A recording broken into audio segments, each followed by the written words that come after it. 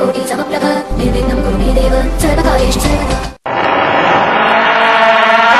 जब रात होती है तो हम एक दिया जला लेते हैं और उसकी रोशनी में खुद को महफूज समझते हैं, मगर उस रोशनी के परे जो अंधेरा है वो अपने अंदर बहुत सारी कहानियां समेटे हुए है और इन्हीं कहानियों को आप तक लेकर आता है रात के अंधेरे में।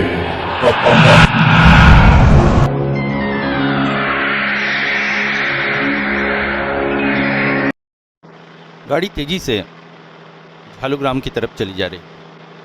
इस वक्त मैं और मेरे 4 दोस्त जा रहे थे झालुग्राम। बिहार और बंगाल की सीमा पर बना ये ग्राम एक समय अंग्रेज़ों का गढ़ हुआ करता था। उस समय यहाँ नील की खेती की जाती थी। उसी समय यहाँ पर कुछ रेल की पटरियाँ बिछाई गई थी। धीरे से नील की खेती तो बंद हुई, मगर यहाँ पर आवागमन के साधनों को देखते हुए बड़ी बड़ी फैक्ट्रियों का निर्माण हुआ था, जहाँ पर ट्रांसपोर्ट के तौर पे इन्हीं रेल पटरियों का व्यवहार किया जाता था। फिर समयानुसार न जाने क्यों धीरे धीरे वो सभी फैक्ट्रियाँ बंद होती गईं और रेल की पटरियों का उपयोग बंद हो गया। मेरे पिताजी ने कॉन्ट्रैक्ट के तौर पर यहाँ पर फिर से कुछ फैक्ट्रियों के निर्माण का काम की सोची थी। सरकारी प्रोजेक्ट था, काफ़ी आमदनी होने की उम्मीद थी। यहाँ पर पुराने ज़माने के रेल क्वार्टर्स भी बने। वैसे इस प्रोजेक्ट में सबसे ज़्यादा लाभ यही होना था कि रेल की पटरियाँ पहले से बिछी हुई थी। थोड़ी बहुत रिपेयरिंग से पटरियाँ बिछाने का खर्च बचाया जा सकता था। बस फैक्ट्रियों के कंस्ट्रक्शन में जो खर्च आना था। साथ ही हमने ये भी सुन रखा था कि यहाँ बहुत सारे रेलवे के पुराने क्वार्टर्स भी हैं और उस समय अंग्रेज़ों के रहने के लिए कुछ बड़े घर भी बनाए गए थे। अतः पूर्ण निरीक्षण करके 3 दिनों में हमें लौट आना था। यहाँ पर यह भी सुन रखा था कि पुराने क्वार्टर्स में कुछ गरीब परिवार आज भी रहते हैं। अतः पूरी रूपरेखा तैयार करना ही मेरा काम था। दोस्तों के साथ जाने का लक्ष्य यही था कि घूमने का घूमना हो जाएगा और काम भी हो जाएगा। मेरे चारों दोस्त अपने आप में अलग ही कैरेक्टर थे। एक तरफ था इंद्रनील, जो बहुत ही शक्की और स्थिर इंसान था। हर बात की तह तक जाना, बखिया उधेड़ना उसकी आदत थी। मनोज मनमौजी आदमी था, उसके लिए घूमना फिरना ही सब कुछ था। असीम मेरी तरह का ही व्यक्तित्व था। सबसे मज़ेदार था बबलू।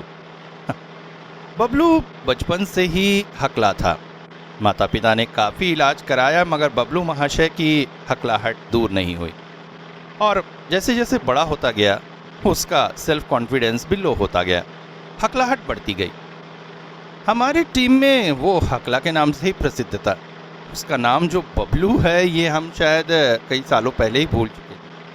हालांकि इस बात पर मेरे पिताजी काफ़ी ऐतराज़ करते थे और हमें डांटते भी थे, मगर ये हमारी दोस्ती थी या हमारी बदमाशी, हम बबलू को हकला कहकर ही बुलाते थे। गाड़ी सरपट दौड़ी चली जा रही थी। अचानक रोड के पास ही एक गुमटी जैसी दिखाई दी। हम सब ने गाड़ी वहीं रोकी। अंदर एक बूढ़ा व्यक्ति था। हमने उसे चाय और टोस्ट का ऑर्डर दिया और वहीं पेड़ के नीचे बने बेंच पर बैठ गए। मैंने ही बात शुरू की, दादा यहां से झालुग्राम कितनी दूर है? बूढ़ा शायद कान का थोड़ा कच्चा था। 2 बार पूछने बाद एक खरखराती आवाज में जवाब दिया, 4 किलोमीटर करीब होगा बाबू। वहां कहाँ जाएंगे? वहां जो बस्तियां बसी हुई ना, बस वहीं जाना है। वहां तो अब कोई नहीं रहता, बहुत बदनामी है उस इलाके की, जरा देखकर जाइएगा। बूढ़े की बात सुनकर हमें थोड़ा आश्चर्य लगा। ग्रामीण इलाकों में कैसे कैसे कुसंस्कार इतनी जल्दी फैल जाते हैं। वैसे बाबा, इस सुनसान इलाके में आपकी गुमटी चल जाती है? हाँ, 3 बार बस आती है। उसके यात्रियों से और आसपास के कुछ लोग डेली टिफिन ले जाते हैं। टिफिन की बात सुनकर हमने सोचा क्यों ना लंच यहीं निपटा लिया जाए, पता नहीं आगे कुछ मिलेगा न मिलेगा। मगर बूढ़े ने इतने सारे लोगों के लिए खाना बनाने के लिए असमर्थता जाहिर कर दी। उसके नियमित लोगों के लिए ही वो खाना बना सकता था, अतः चाय पीकर ही आगे बढ़ने में भलाई समझी।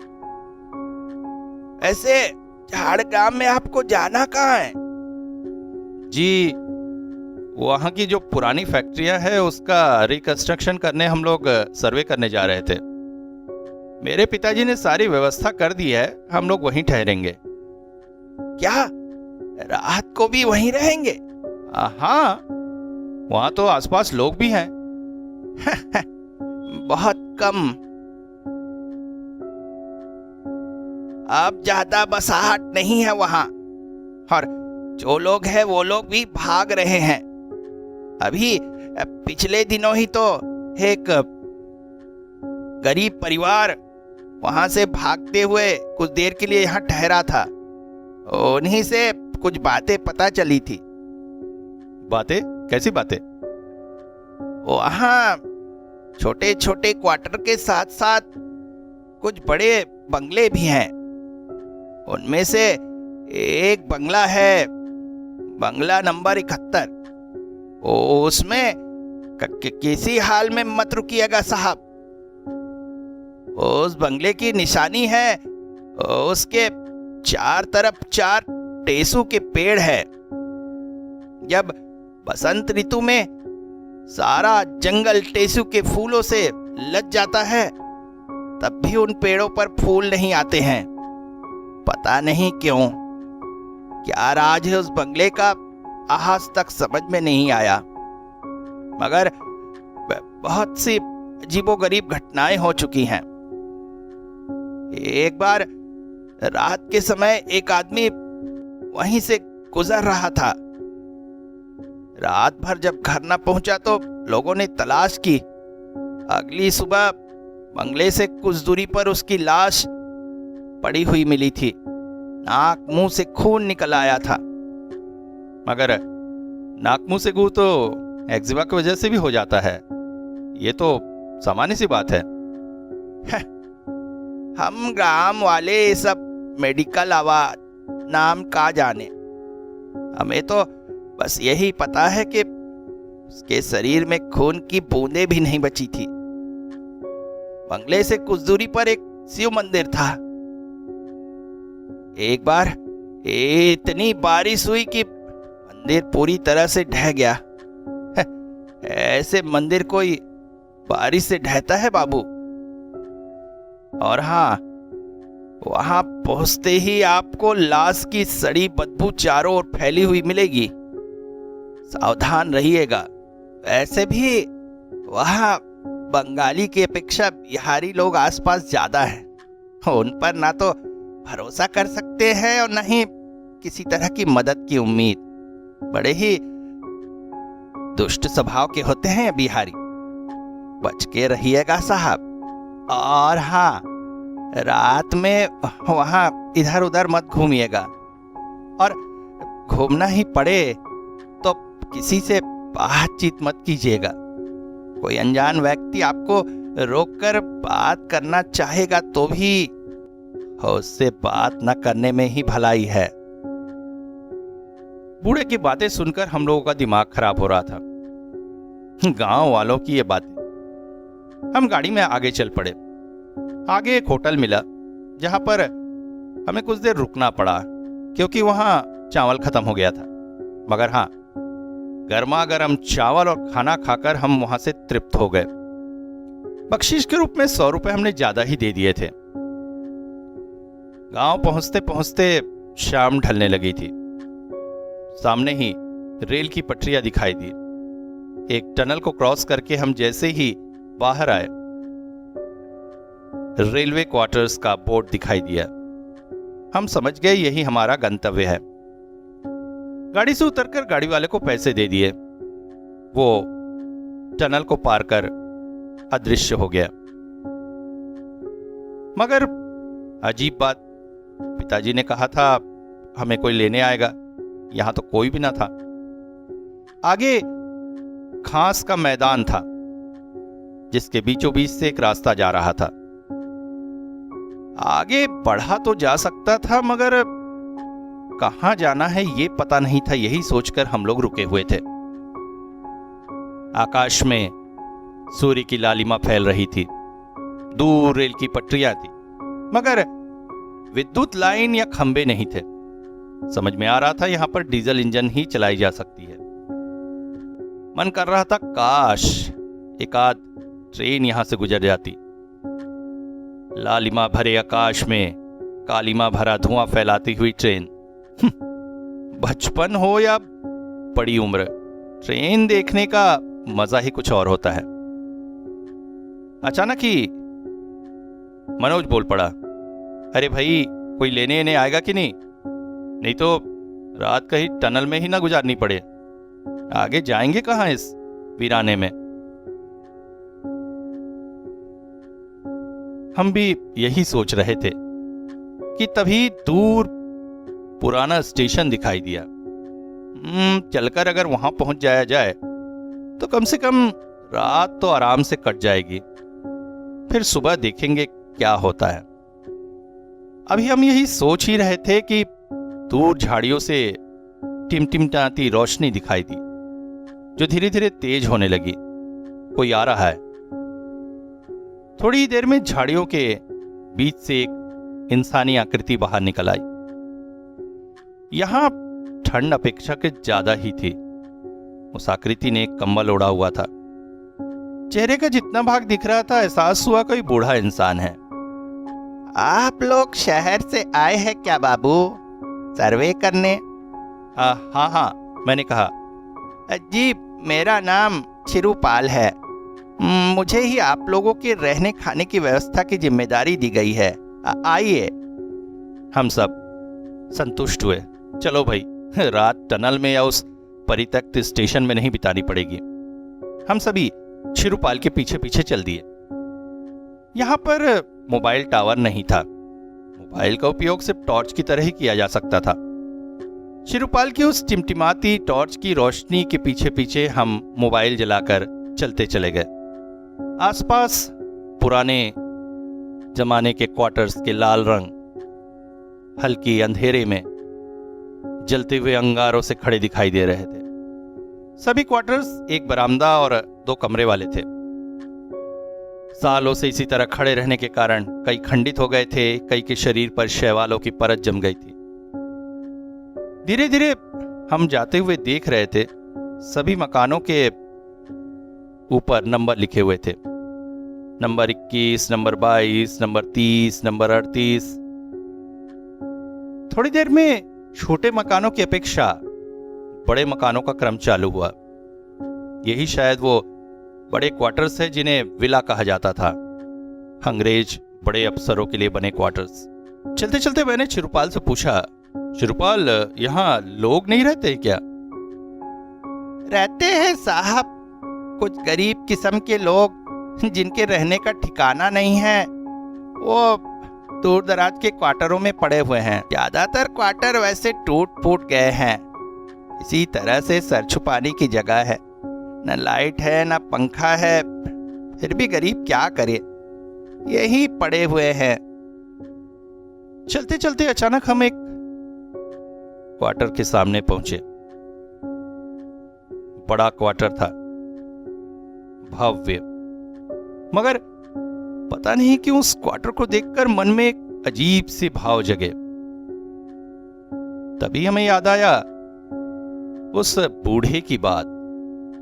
उसने मकान नंबर 71 कहा था। कहीं यही वो 71वां मकान तो नहीं है? चिरूपाल उसी मकान की तरफ चला जा रहा था। चलते चलते वो बोला, साहब वैसे यहाँ बिजली तो है नहीं, मगर आप लोगों को कोई तकलीफ नहीं होगी। मैंने बैटरी की इंतजाम कर दिया है। अब नीचे तल में तो आपका कोई काम नहीं, पहले तल में बैटरी लगवा दी है, 2 कमरे भी सजा दिए हैं। वहाँ रोशनी रहेगी। कमरों से थोड़ी दूरी पर बाथरूम है। वहाँ के चबूतरे में पानी भर दिया है। सारी व्यवस्था कर रखी है। थोड़ी देर में ढीलू अपनी ऑटो लेकर आएगा, उसमें खाना होगा। आप लोगों को किसी तरह की कोई तकलीफ नहीं होगी। हम सब पहले थोड़ा सा आश्चर्यचकित हुए, मगर मकान के बाहरी दीवार पर कोई नंबर नहीं था। कुछ लिखा था मगर घिस चुका था या घिस दिया गया था। इंद्रनील बोला, यही वो मकान तो नहीं है जिसके बारे में वो बूढ़ा कह रहा था? अगर यहां है तो भाई यहां रहना उचित नहीं होगा। मनोज ने कहा, तो कहां जाएंगे अब इतनी रात के? ले दे के तो एक इंसान ये दिखा है, इसके अलावा इंसान या इंसान की जात तुम्हें दिखाई दे रही है? देखो 3 दिन की बात है, इतने सारे लोग हैं, किसी तरह से बातचीत करके रात बिता देंगे। अब ऐसे हाल में कोई दूसरा विला खुलाकर सफाई करवाना संभव नहीं है। यही किसी तरह से रात बिताते यार। और वैसे भी गांव वालों में ये सब भूत प्रेत की बातें बहुत ज्यादा होती है। हम सब मन न मानने के बाद भी उस बंगले में चले आए थे। बंगले का पहला तल 2 कमरों से मिलकर बना था, जिनमें ताला ही लगा था। पास से सीढ़ियां फर्स्ट फ्लोर को चली जाती थी। यही हमें रहना था। इसके बाद सीढ़ियां दूसरे तल को जाती थी, जहां खुली छत थी। छत में एक पुराना जंग खाया हुआ खंबा लगा था, जिसमें कभी शायद अंग्रेजों का झंडा फहरता था। नीचे कमरे के दरवाजे पर ही एक लालटेन जल रही थी। बूढ़े का दिमाग है, अंधेरे में हमें तकलीफ ना हो इसलिए उसने लालटेन जला दी। वो बोला, ऊपर लाइट की व्यवस्था है, मगर फिर भी मैं 2 लालटेन छोड़ जाऊंगा। अगर कोई तकलीफ हुई तो लालटेन जलाकर आप लोग काम चला सकते हैं। अब छोड़ जाऊंगा मतलब तुम रात को यहाँ नहीं रुकोगे? नहीं साहब, मैं रात को यहाँ नहीं रुकूंगा। अरे मगर हम लोग अकेले रहेंगे, कुछ जरूरत पड़ी तो? नहीं साहब, जरूरत नहीं पड़ेगी, मैं साहब व्यवस्था कर जाऊंगा। अभी ऑटो आएगी, उसमें मैं निकल जाऊंगा। मेरा गांव पास ही में है, भोर भोर ही चलाऊंगा, मगर रात रुकूंगा नहीं साहब। कैसी बात कर रहे हो भाई, तुमको ज्यादा बख्शीश देंगे। बाबू आप लोग बड़े आदमी, बख्शीश दीजिए तो ठीक, ना दीजिए तो ठीक, मगर साहब लोगों से मेरी यही बात हुई है, मैं रात को यहाँ रुकूंगा नहीं। बूढ़े के चेहरे पर डर के निशान स्पष्ट थे। पता नहीं किस चीज से डर रहा था वो। हम सभी ऊपर वाले कमरे में पहुंचे। यहां पर एक बड़ा सा बरामदा था, 2 कमरे और थोड़ी दूरी पर बाथरूम। बूढ़े ने कहा, बाबू जाने से पहले कुछ बातें कह जाऊंगा। ऐसे छोटा मुंह बड़ी बात, मगर कहना जरूरी है। क्या? देखिए, रात को सब अपने कमरे में ही रहिएगा, बाहर बिना मतलब मत निकलिएगा।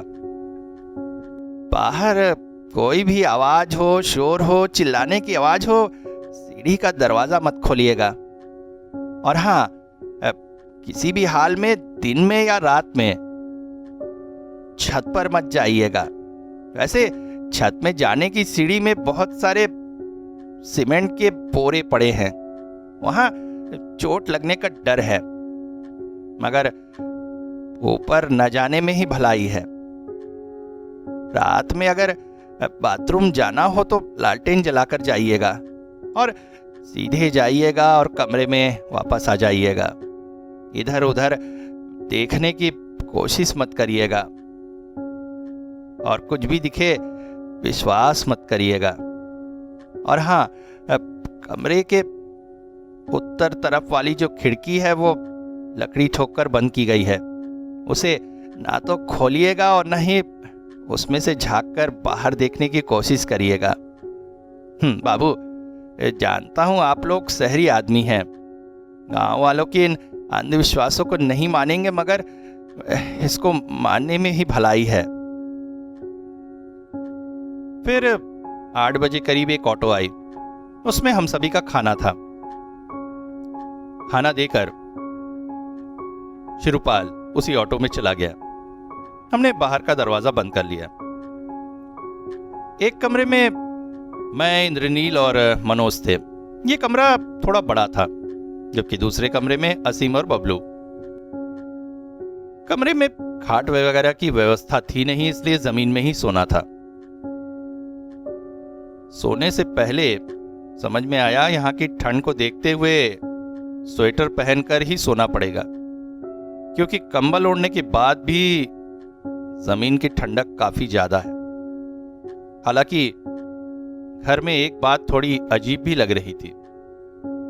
यहाँ का वातावरण अपेक्षाकृत बहुत ज्यादा ठंडा था।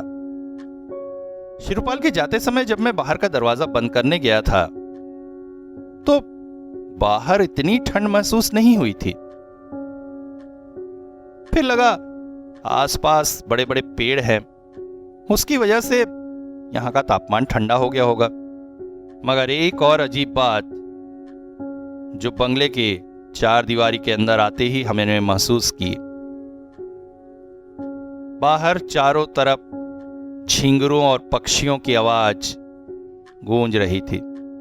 रात्रिचर पक्षी और झींगुर। मगर बंगले के चौहद के अंदर जैसे सब कुछ किसी ने स्विच ऑफ कर दिया था। घनघोर सन्नाटा था यहां पर। ऐसा क्यों, समझ से परे ही था। दिन भर ट्रेन की यात्रा, उसके बाद गाड़ी की यात्रा से हम सब थक गए थे। सभी जल्दी खा पी कर सो गए। मगर आश्चर्य, मुझे नींद नहीं आ रही थी। वैसे ऐसा नहीं है कि नई जगह में मुझे नींद आने में कोई तकलीफ होती है। नींद मुझे हमेशा आ जाती है। और वैसे भी आज दिन भर जितनी थकान थी उसके हिसाब से तो आंखें नींद से भरी जा रही थी, मगर ऐसा लग रहा था कुछ है जो मुझे सोने नहीं दे रहा है। मेरे दोनों दोस्त गहरी नींद में सो चुके थे। उनके खर्राटों की आवाज मेरे कानों में आ रही थी।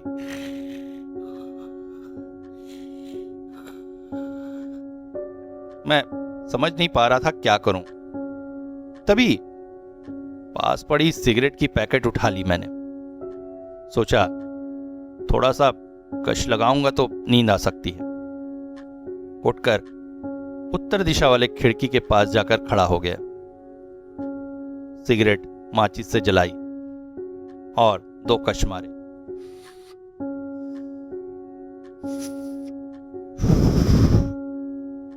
तभी मन में विचार आया, आखिर इस खिड़की के उस पार ऐसा क्या है जिसे देखने की इतनी मनाही है।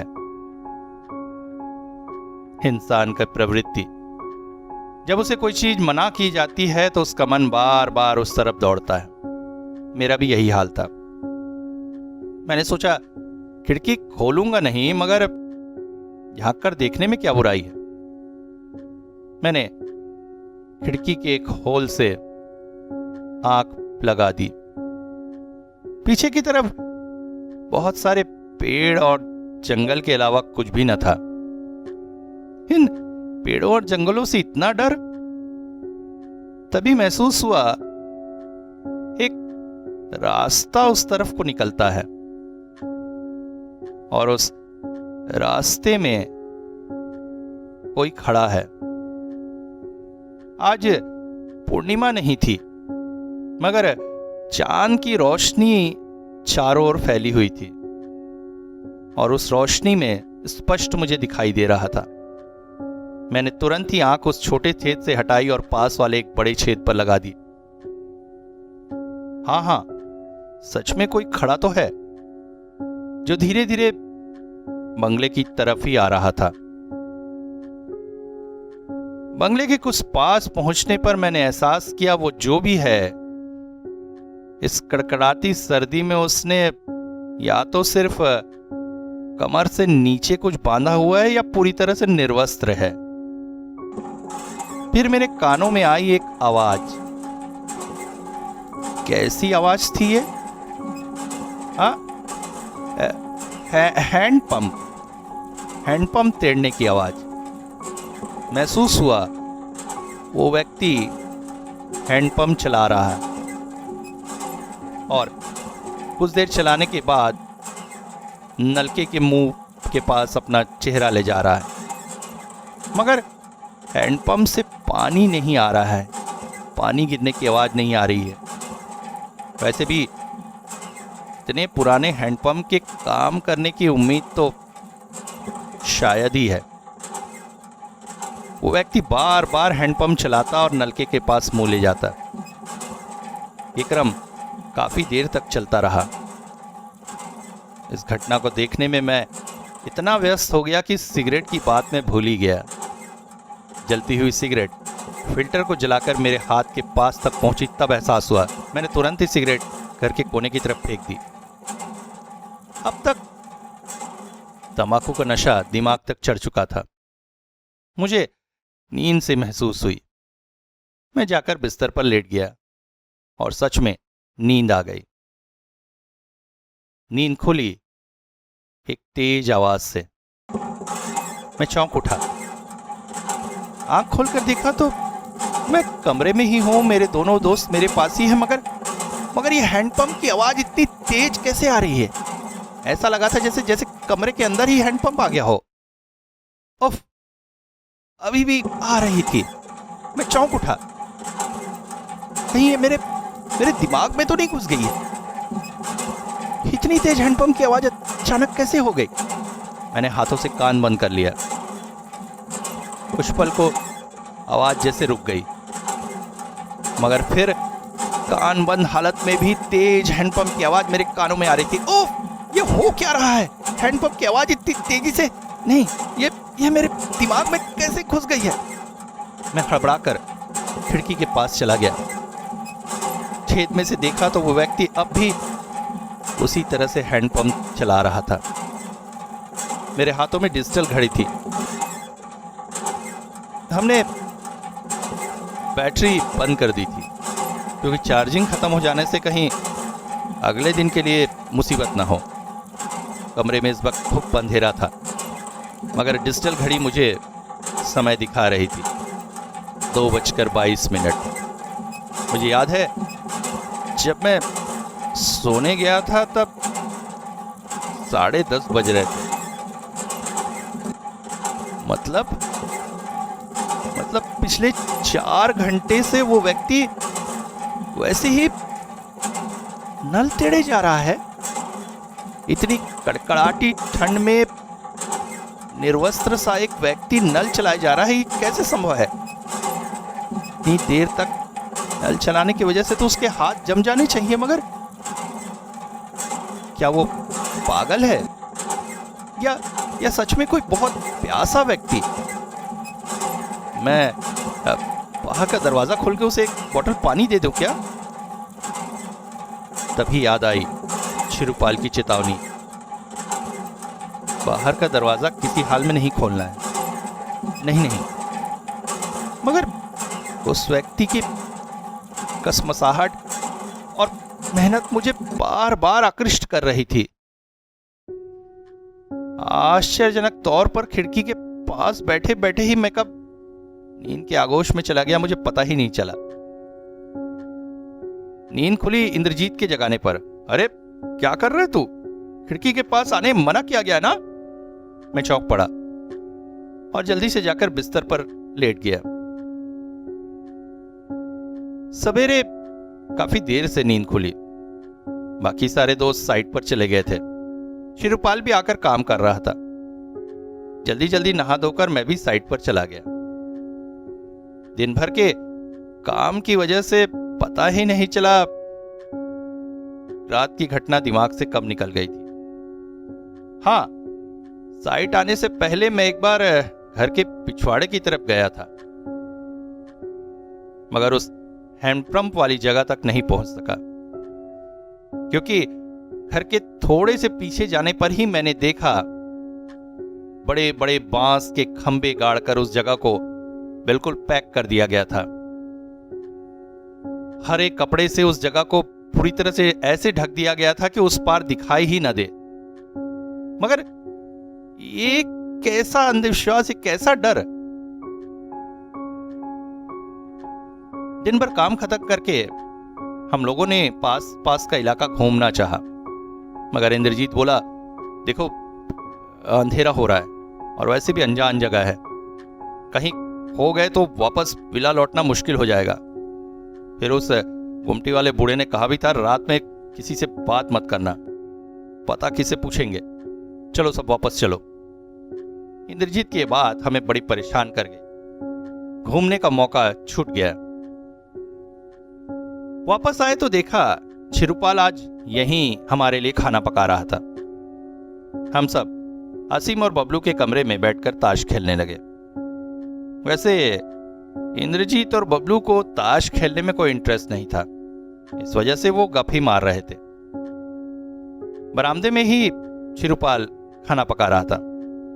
अचानक असीम बोला, अरे छिरुपाल दादा, आपके गांव आए, आपने ना तो मछली खिलाई ना मुर्गी खिलाई, कुछ भी नहीं। छिरुपाल बोला, साहब जिस दिन जाएंगे उस दिन दोपहर में मेरे घर आइएगा। असली खाटी देसी मुर्गी, तालाब की मछली और शुद्ध गाय के दूध का खीर खिलाऊंगा। मगर इस बंगले में मांस मछली का नाम मत लीजिए बाबू। यहाँ वो सब नाम मत लीजिए बाबू, बहुत डर लगता है। अरे हम सब चिढ़ उठे, कैसा अंधविश्वास, एक कैसा डर है। फिर अचानक मैंने उससे कहा, अच्छा छिरुपाल, ये पीछे वाले जगह को एकदम इस तरह से पैक करके बंद क्यों कर दिया गया है? मैं वो हैंडपंप देखने के लिए जाने की कोशिश कर रहा था। अचानक छिरुपाल चौंक उठा। हैंडपंप आपको कहां से दिखा? अब तक उसका खाना पकाना हो चुका था। हमने उससे कहा, खाना रख दे, आज हम देर से खाएंगे, और ताश खेलने में व्यस्त थे। मैंने कहा, कल रात को खिड़की से मैंने बाहर देखा था। अगले ही पल जैसे साफ आकाश में अचानक बादल छा जाते हैं, ऐसा ही उसका चेहरा डर से भर उठा। बाबू, आपको मैंने मना किया था, फिर भी आपने पीछे देखा। हाँ, वहां एक आदमी हैंडपंप तेड़कर पानी पीने की कोशिश कर रहा था। बेचारा बहुत प्यासा लग रहा था। कौन है वो? अचानक छिरुपाल बोल पड़ा, मैं घर जाऊंगा बाबू, रात हो गई है, अंधेरा हो गया, मैं जाता हूं। मैं उसे रोकने की कोशिश करता, इससे पहले ही जैसे वो सीढ़ियां पार करके अदृश्य हो गया। घर पर हम 9:30-10 बजे तक खाना खाते हैं। यही सोचकर हम सब ताश खेलने बैठ गए, मगर इंद्रजीत ने मुझे डांट लगाई। तुझे जरूरत क्या थी खिड़की से बाहर देखने की? है? छिरुपाल ने कहा था ना बाहर मत देखना। अरे 3 दिन के लिए आए हैं, चुपचाप उनके बताए नियम मान और चुपचाप यहां से निकल चल। जगह अच्छी नहीं कह रहे, तुझे समझ में नहीं आता है। मैंने कहा, अरे ले ना यार, इनके अंधविश्वासों पर तू बात मत कर। तभी बबलू बोल पड़ा, और कमरे से बाहर चला गया। बबलू अपने साथ लालटेन लेकर गया था बाथरूम की तरफ।